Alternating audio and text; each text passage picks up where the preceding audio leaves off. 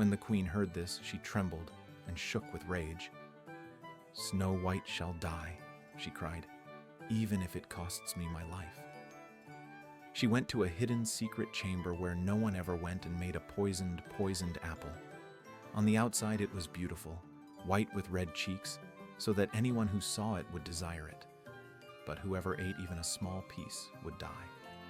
When the apple was ready, she painted her face and disguised herself as a peasant woman. Then she crossed the 7 mountains to the 7 dwarves. She knocked on the door, and Snow White stuck her head out the window and said, "I cannot let anyone in. The 7 dwarves have forbidden it." "That's all right with me," replied the peasant woman. "I'll get rid of my apples somehow. Here, I'll give you one." "No," said Snow White, "I cannot accept anything." "Are you afraid of poison?" said the old woman. "Look, I'll cut the apple in 2. You eat the red half, and I'll eat the white half." The apple, however, had been crafted so cleverly that only the red half was poisoned. Snow White longed for the beautiful apple, and when she saw the peasant woman eating her half, she could no longer resist.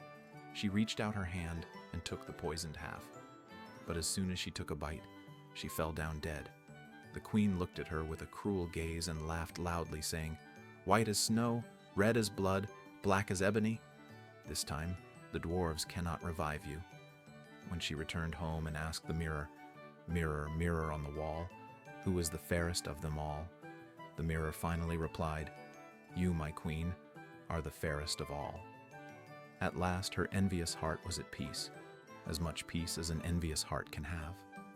When the dwarves returned home that evening, they found Snow White lying on the ground, and no breath came from her mouth. She was dead. They lifted her up and searched for anything poisonous. They unlaced her, combed her hair, washed her with water and wine, but nothing helped. The dear child was dead and remained dead. They laid her on a bier, and all 7 sat by her and mourned her for 3 days. Then they wanted to bury her, but she still looked as fresh as a living person and still had her beautiful red cheeks. They said, "We cannot bury her in the black earth," so they made a transparent glass coffin so that she could be seen from all sides. They laid her inside and wrote her name on it in golden letters, along with the fact that she was a princess. Then they placed the coffin on the mountain, and one of them always stayed there to guard it.